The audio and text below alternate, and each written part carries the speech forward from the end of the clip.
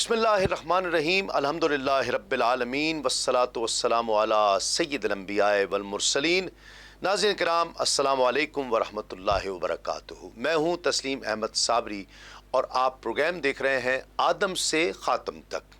गुज़िश्ता programme में हमने तज़किरा किया हज़रत इस्माईल अलैहिस्सलाम की पैदाइश कब हुई और आपके नाम का मफ़हूम क्या है, चाहे आब ज़मज़म की मुकम्मल कहानी और हकीकत क्या है, बैतुल्लाह शरीफ की तामीर में कौन कौन सी अशिया इस्तेमाल हुई और मौजूदा इमारत की तफसीलात क्या हैं, बैतुल्लाह में मौजूद मकाम इब्राहीम की हकीकत क्या है, हिजर इस्माईल क्या है और ये कहाँ वाक़ है, हज़रत इस्माईल अलैहिस्सलाम की मुख्तलिफ सिफ़ात क्या क्या हैं, सरज़मीन अरब को कितने और कौन कौन से हिस्सों में तक़सीम किया गया।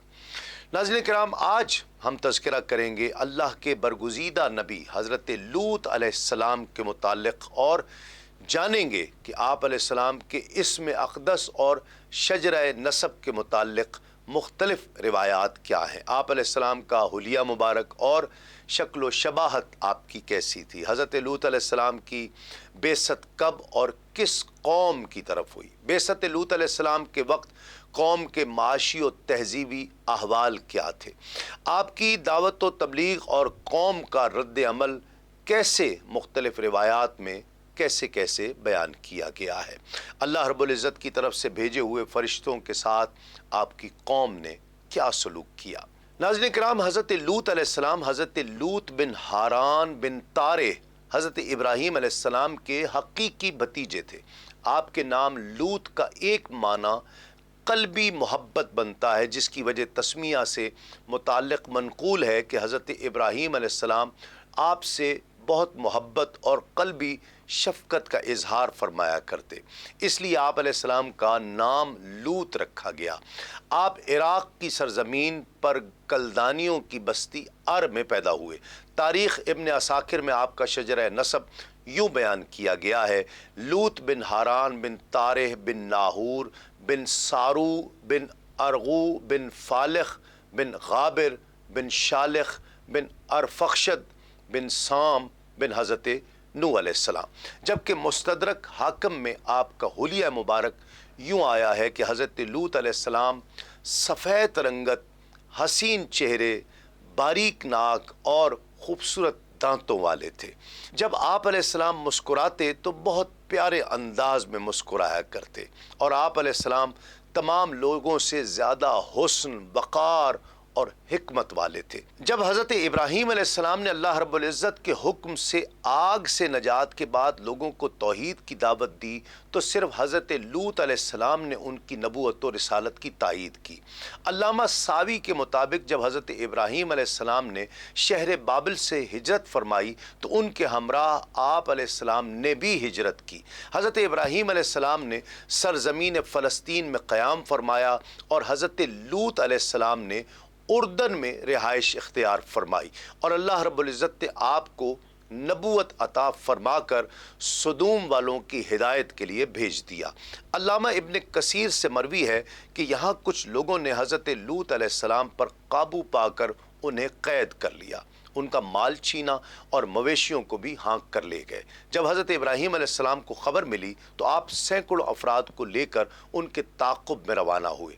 आप अलैहिस्सलाम ने हज़रत लूत अलैहिस्सलाम को छुड़ा लिया, उनका माल व मता भी वापस लिया और उन दुश्मनाने खुदा की बहुत सी तादाद को तहे तैक़ कर दिया और उन्हें शिकस्त देकर दमिश्क के शुमाल तक उनका ताक़ुब किया। यहाँ पर ज़ाह के मकाम पर पड़ाव डाला और कुछ अरसा यहाँ रहने के बाद फातिहाना शान व शौकत से अपने इलाके में वापस तशरीफ़ ले आए। कुरान मजीद में 40 मकामात पर हज़रत लूत अलैहिस्सलाम का ज़िक्र आया है। नाज़रीन किराम, आले लूत का ज़िक्र कुरान मजीद में 4 मरतबा आया है, मगर लूत के घर वाले कि हम उन सब को बचा लेंगे। फिर जब लूत के घर फरिश्ते पहुंचे फिर उसकी कौम का और कोई जवाब न था सिवाय इसके कि ये कहा, लूत के घर वालों को अपनी बस्ती से निकाल दो, ये लोग बड़े पाक बनते हैं। बेशक हमने उन पर पत्थर बरसाए, सिवाय लूत के घर वालों के हमने उन्हें पिछली रात नजात दी। آل لوط سے مراد حضرت لوط علیہ السلام کے گھر والے بھی ہیں اور آپ کے ایماندار پیروکار بھی۔ علامہ آلوسی فرماتے ہیں کہ آل لوط سے مراد لوط اور وہ سب ہیں جنہوں نے آپ کے دین کو قبول کیا ہے، جیسے بنی آدم سے مراد آدم علیہ السلام اور ان کی تمام نسل ہے۔ جلال الدین سیوطی اپنی تفسیر میں لکھتے ہیں کہ آل لوط سے مراد حضرت لوط علیہ السلام کے اہل میں سے جو مومن تھے وہ ہیں، جس میں خود حضرت لوط علیہ السلام اور ان پر ایمان لانے والے لوگ ہیں، جن میں حضرت لوط علیہ السلام کی بیوی شامل نہیں ہے کیونکہ وہ مومنہ نہیں تھی، البتہ لوط کی 2 بیٹیاں ان کے ساتھ جن کو نجات دی گئی۔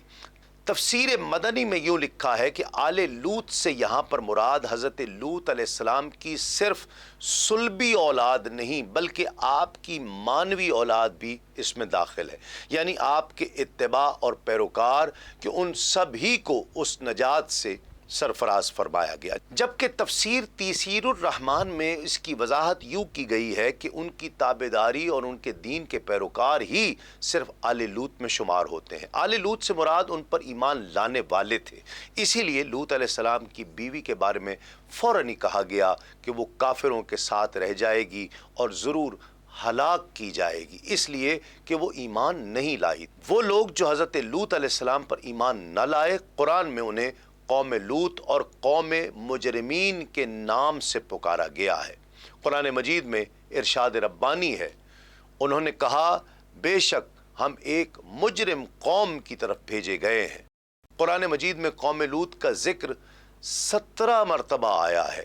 قوم لوط کا مسکن شہر سدوم اور عمورہ تھا جو بحر مردار کے ساحل پر واقع تھے، اور قریش مکہ اپنے شام کے سفر میں اسی راستے سے آتے جاتے تھے۔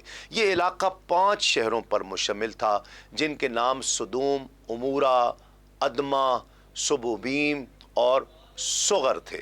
ان کے مجموعہ کو قرآن مجید نے متفقہ اور متفقات یعنی الٹی ہوئی بستیاں کے الفاظ میں کئی جگہ بیان فرمایا ہے۔ سدوم ان شہروں کا دارالحکومت اور مرکز سمجھا جاتا تھا۔ تفسیر بصیرت قرآن میں ہے کہ قوم لوط کا وہی علاقہ ہے جسے آج ہم بحر میت یا بحر مردار کہتے ہیں۔ یہ بحیرہ سمندر سے بھی زیادہ گہرائی میں ہے، اس بحیرے میں کوئی جاندار زندہ نہیں رہ سکتا۔ قوم لوط کا صدر مقام سدوم اسی بحیرہ میں غرق ہوا۔ جب حضرت لوط علیہ السلام اردن میں بحیرہ لوط کے پاس جہاں سدوم اور آمورہ کی بستیاں تھیں آ کر رہائش پذیر ہوئے تو اللہ رب العزت نے انہیں اہل سدوم کی ہدایت کے لیے نبی مبعوث فرمایا۔ یہاں کے باشندے فواحش اور بہت سے گناہوں میں مبتلا تھے۔ دنیا کی کوئی ایسی برائی نہیں تھی جو ان میں موجود نہ ہو۔ یہ دنیا کی سرکش، متمرد اور بد اخلاق قوم تھی۔ ان سب برائیوں کے ساتھ ساتھ یہ قوم ایک خبیث عمل کی موجد بھی تھی، وہ یہ کہ اپنی نفسانی خواہشات پوری کرنے کے لیے عورتوں کے بجائے لڑکوں سے اختلاط رکھتے تھے۔ دنیا کی قوموں میں اس عمل کا کوئی رواج اس وقت تک موجود نہیں تھا۔ یہی وہ بدبخت قوم تھی جس نے اس ناپاک عمل کو شروع کیا تھا، اور اس سے بھی زیادہ بے حیائی یہ تھی کہ وہ اپنی اس بد کرداری کو عیب نہیں سمجھتے تھے بلکہ کھلم کھلا فخر کے ساتھ اس کو کیا کرتے تھے۔ روح البیان میں ہے کہ حضرت لوط علیہ السلام کی امت جن بستیوں میں رہتی تھی وہ بڑی شاداب اور سرسبز تھی، جس کی وجہ سے دوسری بستیوں کے لوگ ان میں اکثر آ جایا کرتے تھے، جس سے قوم لوط کو تکلیف کا سامنا کرنا پڑتا تھا۔ شیطان نے قوم لوط کو بہکایا کہ غیر بستیوں کے لوگ جو وہاں آتے ہیں ان کے ساتھ جتنے نوعمر لڑکے ہوں ان سے بدفعلی کریں تو وہ لوگ تمہاری بستیوں میں نہیں آئیں گے۔ ایک دن بستی کے لوگ باہر سے آنے والوں کو روکنے کے طریقہ کار پر غور و خوض کر رہے تھے کہ ابلیس ایک بزرگ کی شکل میں ان کی محفل میں آیا اور کہا اگر تم ان سے پیچھا چھڑانا چاہتے ہو تو میرے کہنے پر عمل کرو۔ اجنبی بزرگ کی یہ بات سب نے نہایت توجہ سے سنی اور طریقہ بتانے پر اصرار کیا۔ ابلیس نے کہا کل بتاؤں گا۔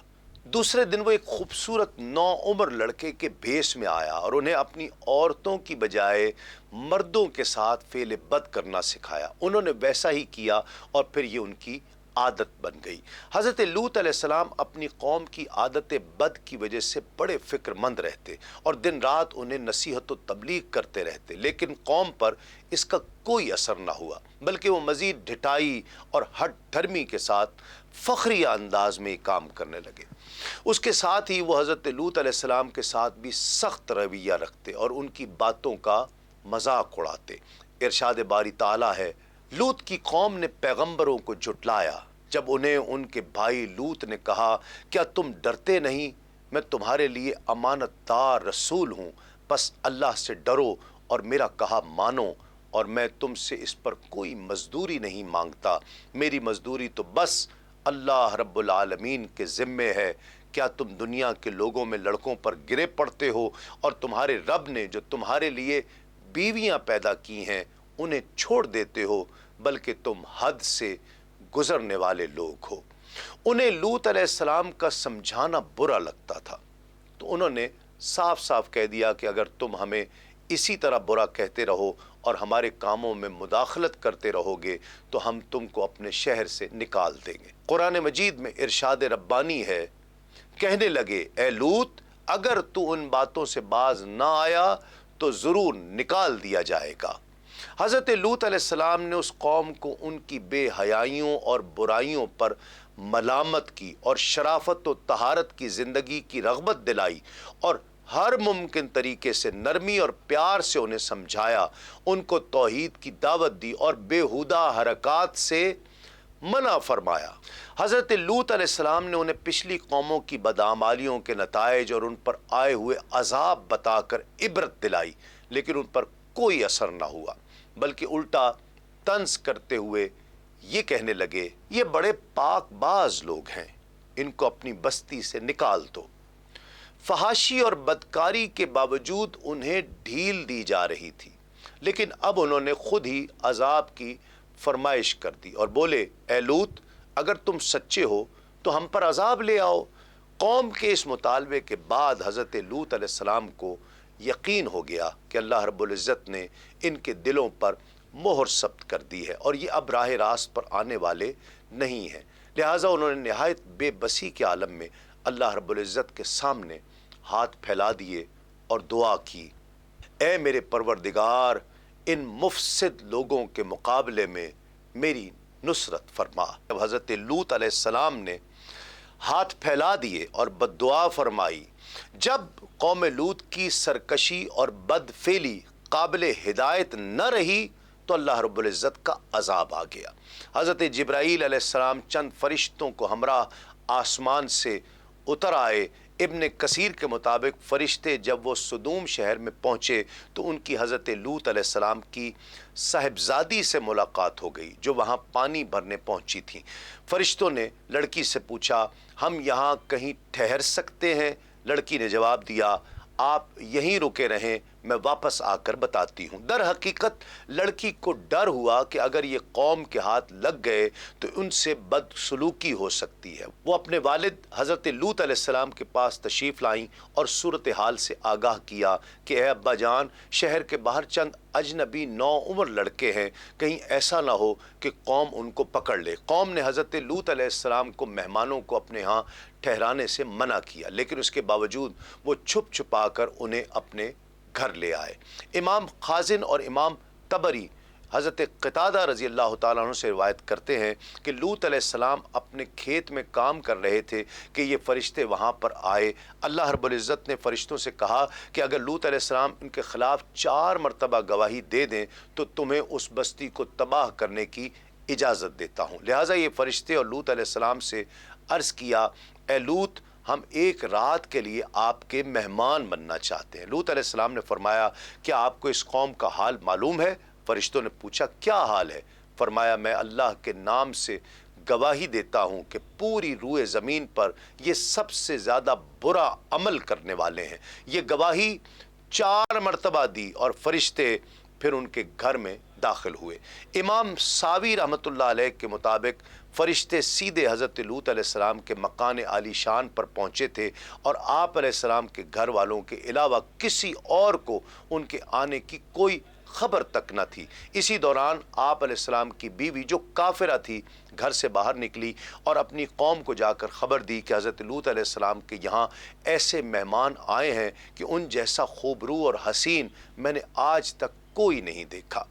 مولانا حفظ الرحمان سہاروی قصص القرآن میں لکھتے ہیں کہ پھر یہ فرشتے مہمان بن کر حضرت لوط علیہ السلام کے پاس پہنچے، اور یہ سب فرشتے بہت ہی حسین اور خوبصورت لڑکوں کی شکل میں تھے۔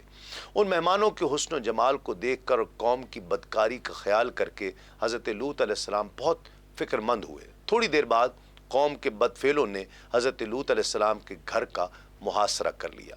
مفسرین لکھتے ہیں کہ جب حضرت لوط علیہ السلام کی قوم ان کے گھر کی طرف دوڑتی ہوئی آئی تو حضرت لوط علیہ السلام نے گھر کے دروازے بند کر لیے اور ان نوجوانوں کو ایک کمرے میں چھپا دیا۔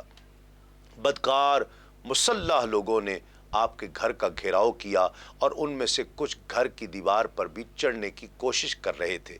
حضرت لوط علیہ السلام اپنے مہمانوں کی عزت کے خیال سے بہت زیادہ گھبرائے ہوئے تھے، چنانچہ اس بے بسی کے عالم میں ان کے منہ سے نکلا، اے کاش مجھ میں تمہارے مقابلے کی طاقت ہوتی یا کسی مضبوط قلعے میں پناہ پکڑ سکتا۔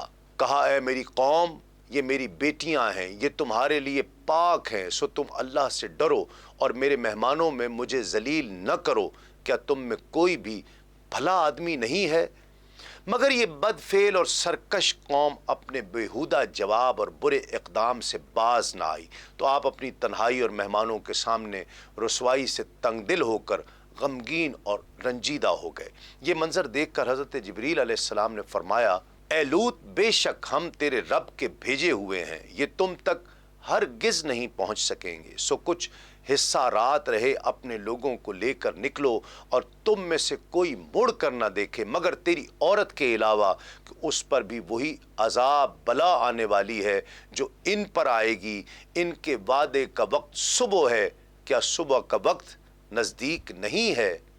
ابن کثیر لکھتے ہیں کہ حضرت لوط علیہ السلام حقیقت حال جان کر مطمئن ہو گئے اور اپنے اہل خانہ کے ساتھ رات ہی کو نکل کھڑے ہوئے۔ بیوی بھی ان کے ساتھ تھی، لیکن کچھ دور جا کر وہ واپس اپنی قوم کی طرف پلٹ گئی اور قوم کے ساتھ جہنم رسید ہو گئی۔ قوم حضرت لوط علیہ السلام کے گھر کا دروازہ توڑنے پر بضد تھی، چنانچہ حضرت جبرائیل علیہ السلام نے گھر سے باہر نکل کر اپنے پر کا ایک کونا انہیں مارا، جس سے ان سب کی آنکھوں کے ڈیلے باہر نکل آئے اور بصارت زائل ہو گئی۔ یہ خاص عذاب ان لوگوں کو پہنچا جو حضرت لوط علیہ السلام کے پاس بدنیتی سے آئے تھے۔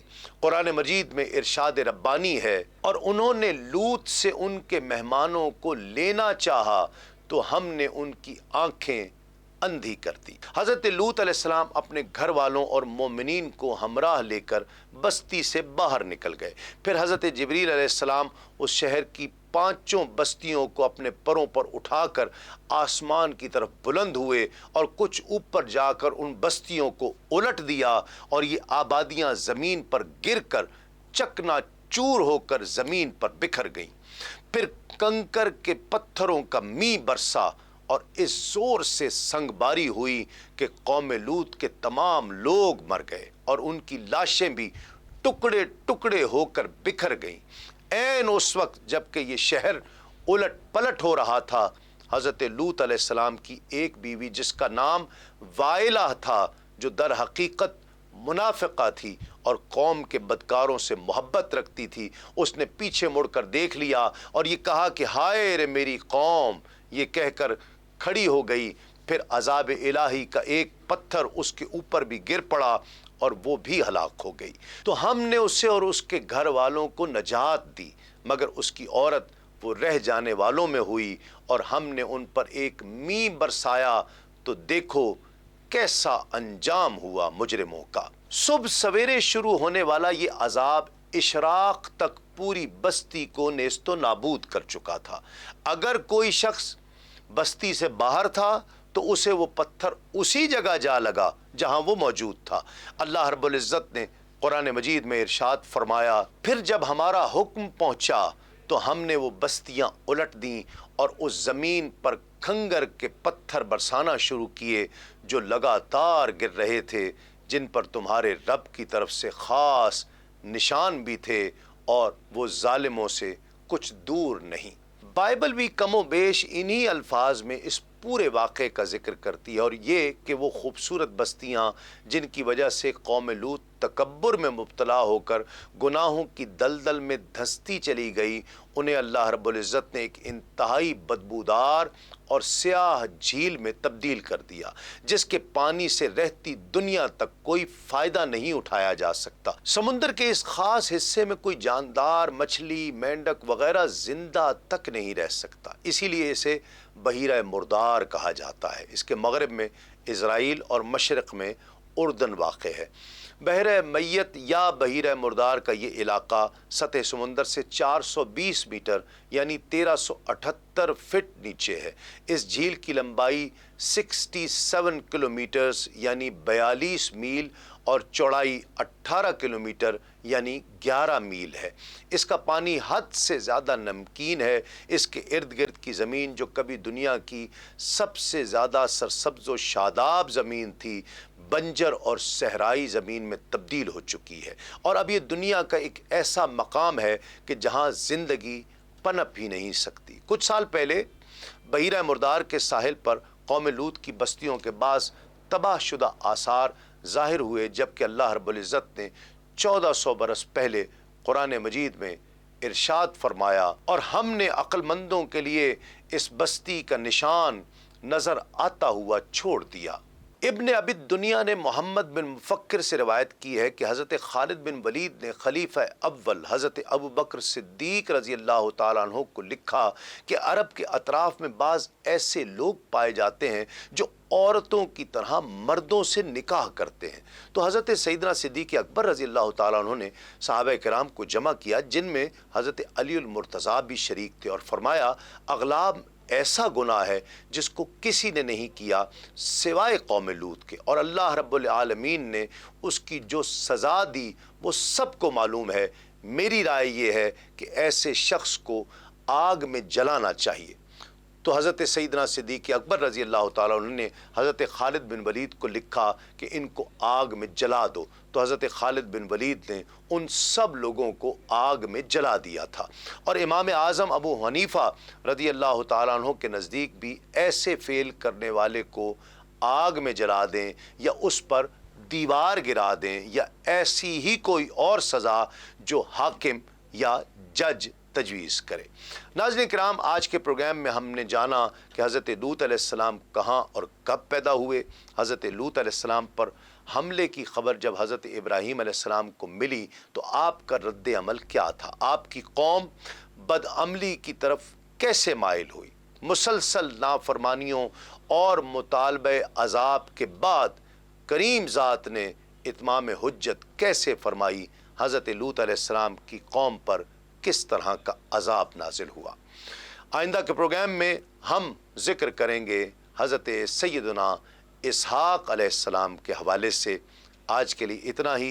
تسلیم احمد صابری کو اجازت دیجیے۔ السلام علیکم۔ تسلیمات۔